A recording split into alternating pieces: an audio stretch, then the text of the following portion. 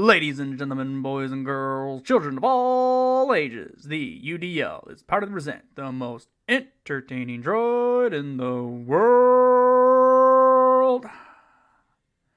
It is me, it is R2VGC. How we doing today, everybody? I hope you all are doing fantastic. So, here we are. It is week number 4 of the UDL Draft League. And we are going up against the Nova Scotia Scythers this week. We are currently sitting at a record of 1-2. And instead of kind of doing just one massive video, I'm trying something different where I split the team builds portion up with the gameplay. So what we're going to go over here today is the team that we're bringing this week. This way I can go a little more in-depth with what we got going on, so then when you guys watch the match, you kind of see what I was talking about or wasn't, what I was aiming for. So without further nonsense, I hate when people say without further ado. It makes no sense. So without further nonsense, let's go ahead and take a look at the team we're bringing. So, as you see here, this is my team. And then over here in this nice little colored box to my right, your left, is the opposing team, broken down into both speed stats and defensive typings.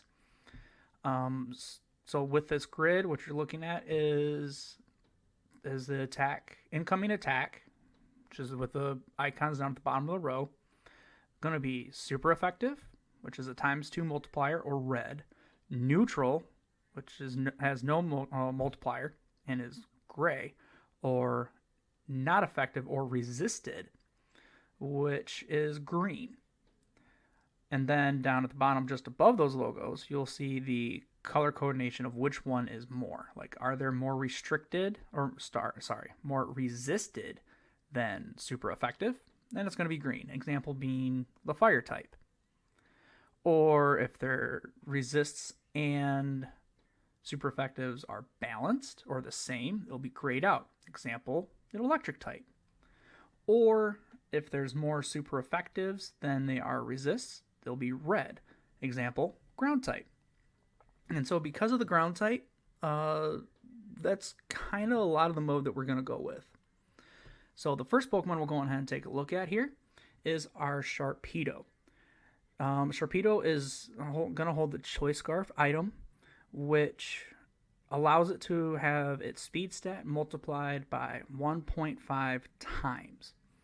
At the cost of it does not have a choice outside of the first move it does, because once it successfully accomplishes a move, it is now locked into that move until it is either KO'd, switched out, or somehow they lose the Choice Scarf item. So the items that we are rolling with, the moves that we are playing with are Icy Wind, which will drop the opposing team's Pokemon speed stat down one stage, allowing our Pokemon to go first. We've got Scald just as a basic attack. Leer, which will drop both the opposing Pokemon's defensive stats down a stage, again increasing our damage output. And then Flip Turn. This move is very special because once it inflicts damage, the Pokemon will return to its trainer, and then I'm going to send out another Pokemon. Advantages of this is if there's a lot of Pokemon out on the field that I don't want Sharpedo to fight, well, it can switch out super fast. I did initially have some bulk onto this Pokemon, but as you see with the defense and special defense stats of 40, that bulk made no sense. It was like packing peanuts around a glass bowl and then chugging it down the Grand Canyon.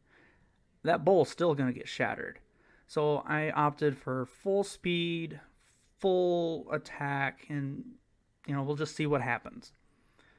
So one of the cool things with the VGC world is you can hit your own partner Pokemon.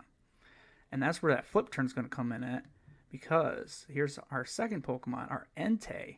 He's going to hold the weakness policy item. And what that will do is once it's hit with a super effective attack, both its special and its physical attack stats are increased by 2 stages, which means it's roughly doubled. So you pair that with bringing in another good support piece or maybe just a more offensive threat, and we're sitting pretty good. They are bringing Entei will have Solar Beam, Eruption, and Scorching Sands. Again, a lot of ground weakness on the Nova Scotia Scythers, so I want to take full advantage of that. Eruption is a fantastic spread move that puts out good damage. And then you've got Solar Beam just for the grass coverage because he does have a couple of water types that they're not going to appreciate getting hit with a max overgrowth at +2. The next Pokemon we're going to take a look at is a more support-based Jolteon. Again, full speed, full attack, minimal bulk, because it is holding the Focus Sash item. And what Focus Sash does is if the Pokemon is at full health and it would have been knocked out by the incoming attacks, it will survive on 1. So if it gets hit by a +4 Tauros, Max Quake, Jolteon surviving, you have to hit it with at least 2 moves. And it being the fastest thing on either team, we're going with Fake Tears, which will decrease the special defense of the target Pokemon, which pairs really well with either our Entei or our Slowbro Galar, which we'll take a look at later. Light Screen, which will decrease the damage of incoming special attacks. Between the Intimidate from Crocodile, which again we'll take a look at later, and then the Light Screen, I feel like this is actually a good mode of us being able to limit the damage input into our team. Helping Hand gives an attack boost to the partner Pokemon. Again, increasing our damage output. And then Thunderbolt, just for a good, solid attacking move, because you want every Pokemon on your team to have at least one, if not more, attacking moves. So we mentioned him earlier, and I'm going to change this to Intimidate because that's what I want. We are running a Life Orb, which, what Life Orb does is it'll multiply the damage output. No, it's your attacking stat by 1.5.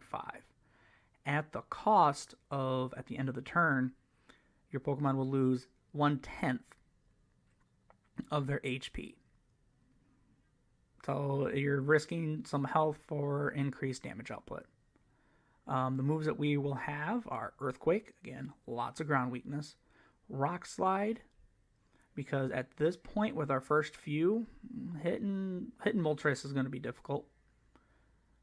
For Entei. I mean, Sharpedo and Jolteon both kind of handle it.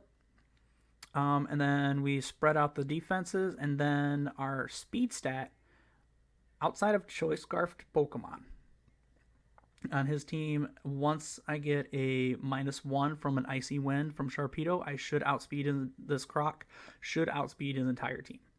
Which is why I was looking more towards a Moxie, so then that would roll in. But Intimidate, I think, will be better. What Intimidate does is it allows, upon entering the field, it will lower the physical attack stat of the Pokemon on the opposing board. So if he's got 2 physical attackers, all I got to do is switch Crocodile in, and now their damage output is dropped. Those are probably going to be our main 4, but Gambit team does have a element of Trick Room to it, so that's where our next 2 Pokemon come in at. The next one is going to be Delmise, and I like this. Sorry. So week 1, I ran a Entei Solar Beam with Delmise Grassy Glide, and it did work. It did nice work. So our Delmise is holding the Assault Vest item, and what that does is it increases the special defense stat of the Pokemon by essentially 1 stage, at the cost of it can only use attacking moves. So any moves like Protect or Endure or any fake tears, helping hand, any of that stuff, if the move doesn't inflict damage, it cannot do it. Which is why you'll notice we've got Grassy Glide, Earthquake, again, more ground, Gyro Ball, which is a steel type move, and then Phantom Force, which is a grass type. So the cool thing with Dhelmise is because of its ability Steelworker, it basically gets the same type attack bonus or stab from both steel types, and it already gets grass and ghost. So basically all of my attacking moves are either going to be super effective on the majority of his team, or I get stab bonus. We like that. And then the last Pokemon we're going to have is our Slowbro, who is more on the... Yeah, that ain't right. Let's change that up. Making changes on the fly. Nah, we want full. So, Shell Side Arm, which is a poison type attack.